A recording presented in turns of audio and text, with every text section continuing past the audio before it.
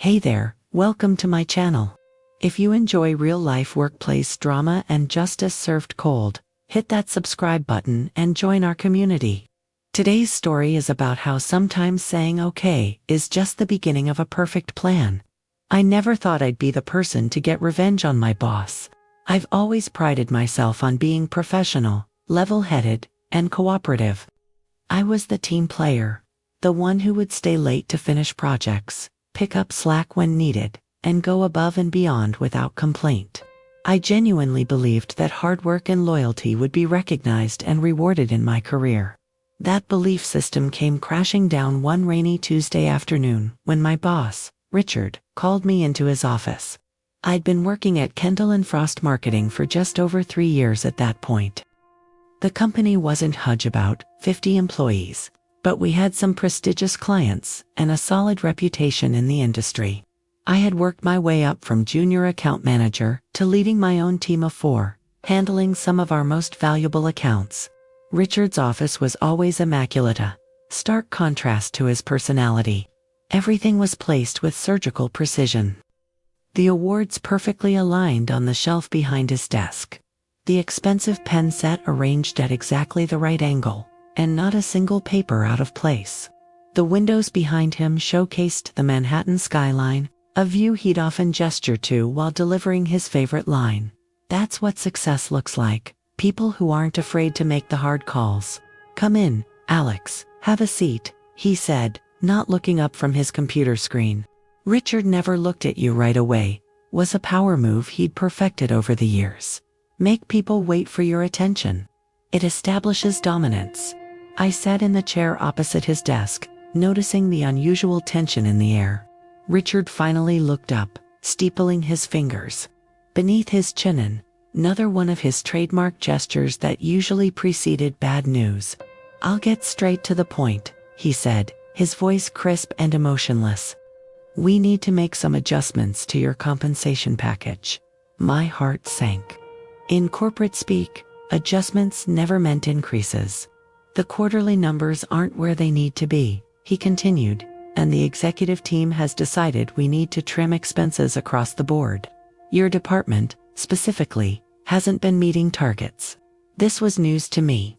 Just last month, I'd presented our quarterly results, which showed a 15% increase in client retention and a 12% growth in revenue. Compared to the same period last year, my team had been working overtime to secure a massive deal with Northstar Industries, a potential client that could increase our portfolio value by nearly 30%. Richard, I'm confused, I said, trying to keep my voice steady. Our numbers have been strong, and we're about to close the Northstar deal. He held up his hand, cutting me off. This isn't up for discussion, Alex. We're reducing your salary by 20%, effective immediately. Your bonus structure will also be revised downward. 20%. The number hit me like a physical blow. That was my mortgage payment. That was my student loan repayment. That was the difference between comfortable living and constant financial stress. May I ask why I'm being singled out? I managed to ask, my voice sounding distant to my own ears. Richard leaned back in his leather chair, the material creaking slightly. You're not being singled out. Several adjustments are being made throughout the company. But as a team leader, you're expected to set an example. Times are tough, Alex. We all need to make sacrifices. I later found out that several adjustments meant 3 people total me, and 2 others who had recently challenged Richard's decisions in management meetings. Everyone else's salaries remained untouched. In fact, Richard himself had received a substantial bonus just 2 weeks prior for cost-cutting initiatives. I understand, I said, the words tasting bitter in my mouth. Is there anything else? Richard seemed almost disappointed by my calm reaction. I think he'd been expecting tears or anger, something he could use against me later as evidence of my unprofessional behavior. No, that's all. HR will send you the paperwork. I need you to keep this to yourself. We don't want to create panic in the ranks. He was already looking back at his computer screen, dismissing me. Okay, I said simply, and walked out. That single word, okay, was probably the most dishonest thing I'd ever said in a professional setting. I was not okay. I was furious. I was hurt. I was planning. Back at my desk, I took a deep breath and assessed my situation. I had 3 active client accounts under my management, including the ongoing negotiations with North Star Industries. The North Star deal was Richard's golden ticket. He'd been bragging to the board about it for months, promising it would put Kendall and Frost on an entirely new level. What he conveniently left out in those board meetings was that I was the one who had cultivated the relationship, made the pitch, and was handling all the negotiations.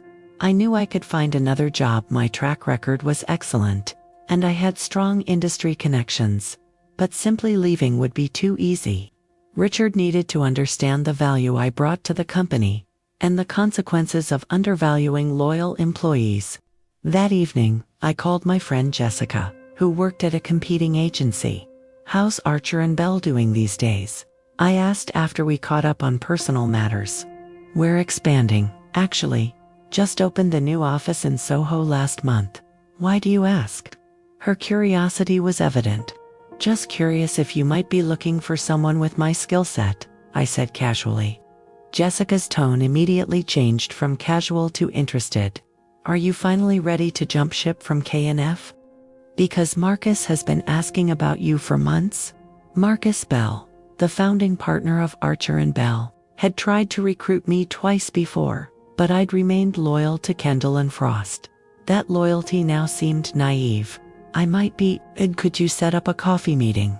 2 days later, I was sitting across from Marcus Bell at a small cafe in Chelsea. Unlike Richard, Marcus looked me directly in the eyes when we spoke. He listened more than he talked, and when I explained my situation, the salary cut, the devaluation of my work, he nodded with genuine understanding. "That's unfortunately common in this industry," he said, stirring his Americano. "Companies take advantage of their best people because they think they won't leave." "Well, they're wrong in my case," I replied. Marcus smiled. "What would it take to bring you over to A&B?" "Market rate salary, creative control over my accounts, and a clear path to partnership within 3 years if I meet agreed upon metrics." He didn't blink. "Done." "When can you start?" "In 3 weeks. I need to transition my clients properly." Marcus raised an eyebrow. "You're planning to bring clients with you?" I smiled. "Not all of them. Just the ones who work with me because of me, not because of the Kendall and Frost name, and North Star." Richard's been bragging about that deal all over town. "North Star is complicated," I admitted. "The contract isn't signed yet.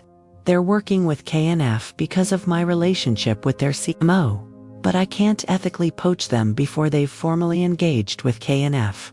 Marcus nodded, respecting the professional boundary. "Understood. But if they were to seek you out after learning you've moved on, then that would be their decision, wouldn't it?" The next morning, I submitted my resignation letter to HR, with a copy to Richard. I kept it professional, thanking the company for the opportunities, and stating that I would be leaving in 3 weeks. I made no mention of the salary cut or my dissatisfaction. Richard called me into his office immediately. This time, he was looking straight at me when I entered, his face flushed with anger. "What is this?" he demanded, my resignation letter in his hand.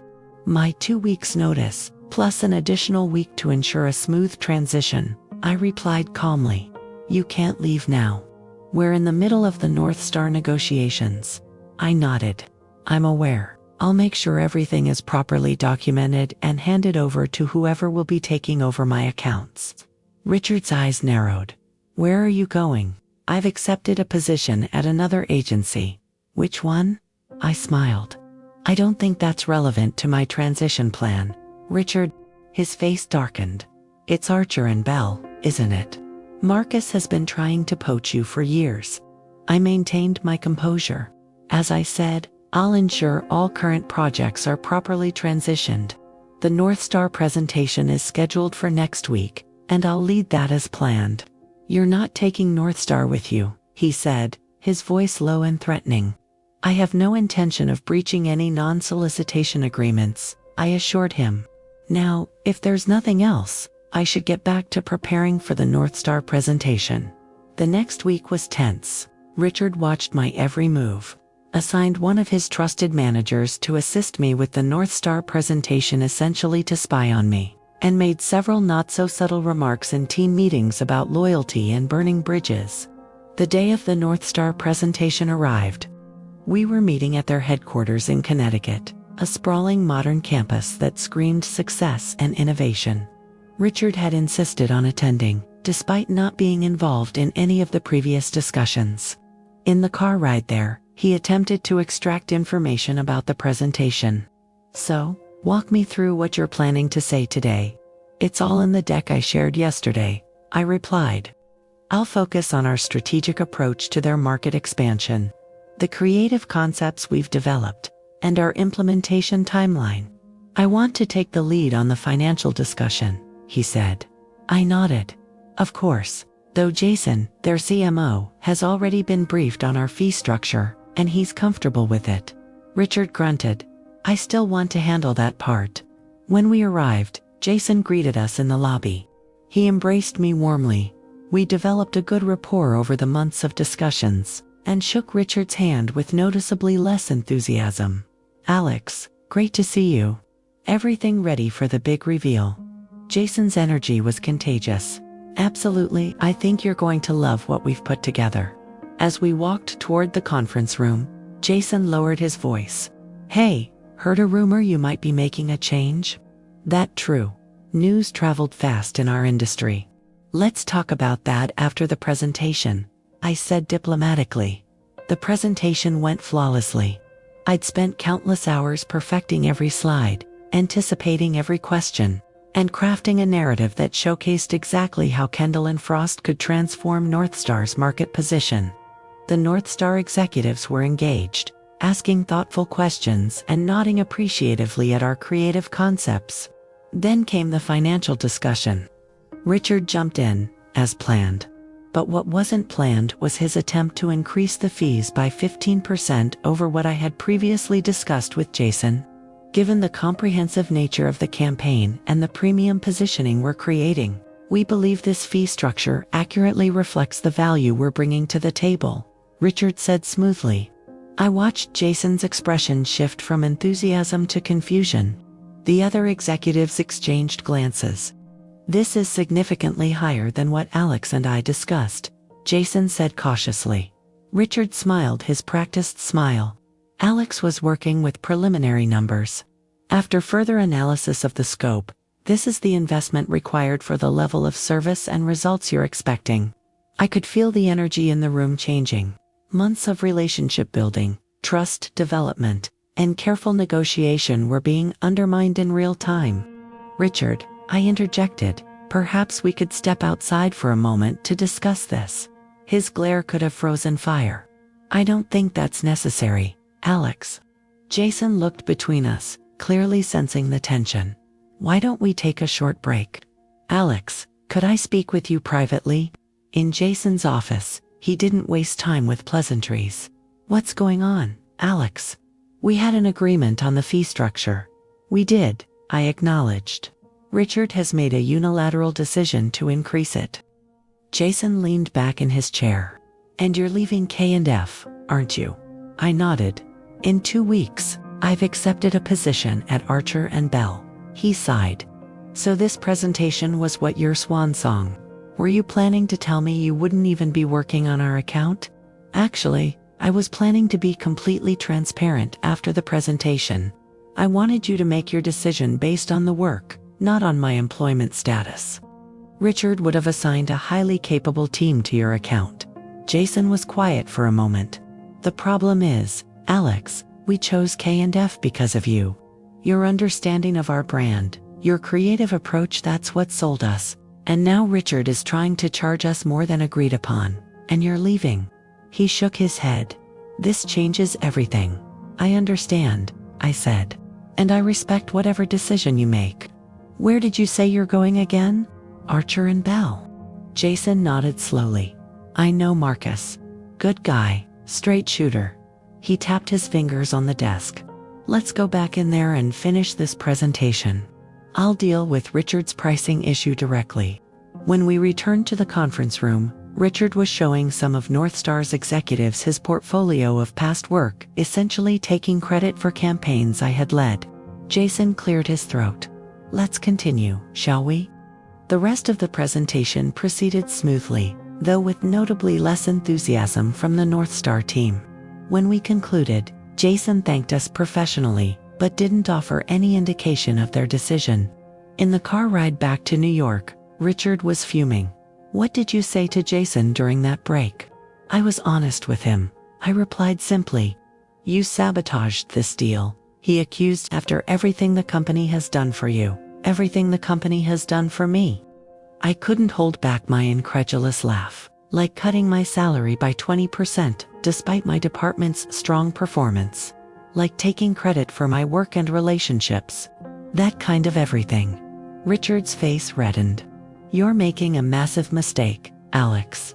I'll make sure everyone in the industry knows you're disloyal and untrustworthy. I smiled, feeling surprisingly calm. Go ahead, Richard.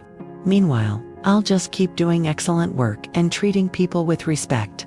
Let's see which approach wins in the long run. The next morning, Richard called an emergency department meeting. His face was grim as he announced, I regret to inform you that Northstar has decided not to proceed with Kendall and Frost. He looked directly at me.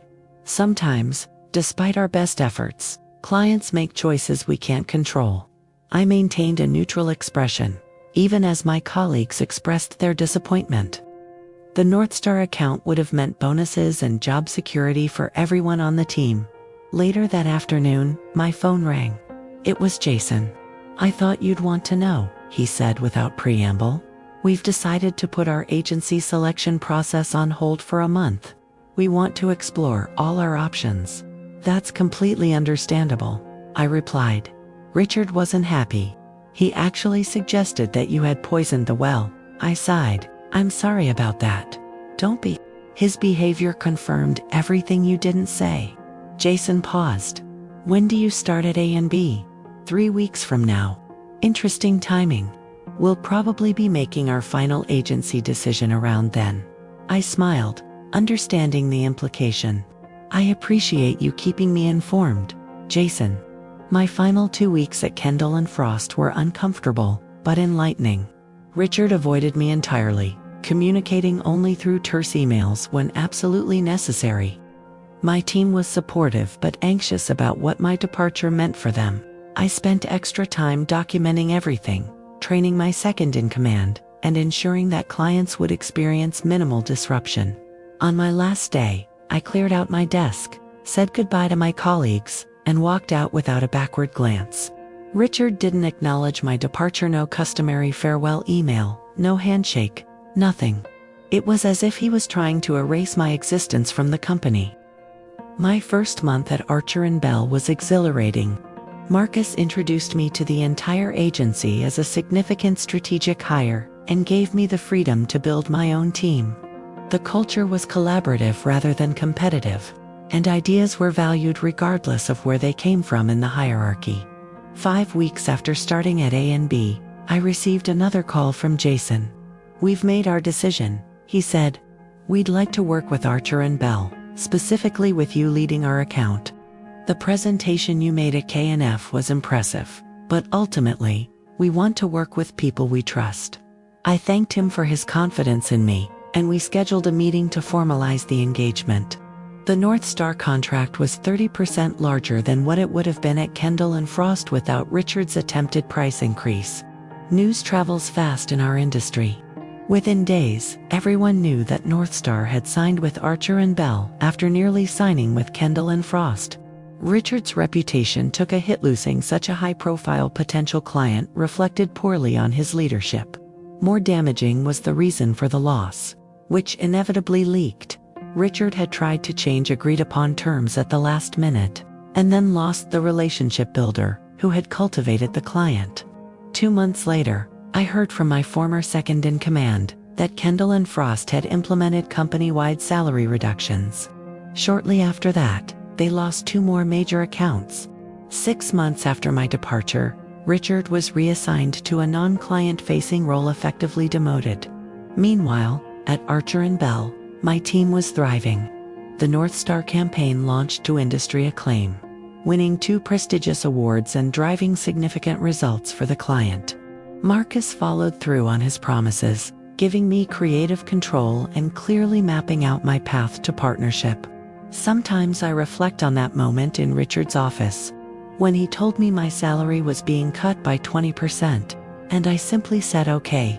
He mistook my calmness for acceptance, my professionalism for weakness. He didn't realize that in that moment, I wasn't surrendering, I was strategizing. The lesson I learned wasn't about revenge, though that was certainly satisfying. It was about recognizing my own value, understanding that loyalty should be reciprocal, and knowing when to walk away from a toxic situation.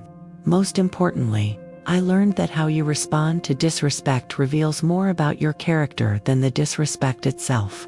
So if you ever find yourself in a similar situation, undervalued, disrespected, or taken for granted, remember that saying okay doesn't mean you're accepting the situation. It might just mean you're giving yourself time to formulate a plan that serves your best interests. If you enjoyed this story and want to hear more workplace drama and professional revenge tales, make sure to hit that subscribe button. I post new stories every week about navigating the complex world of office politics, career advancement, and sometimes, sweet justice. Thanks for watching, and I'll see you in the next video.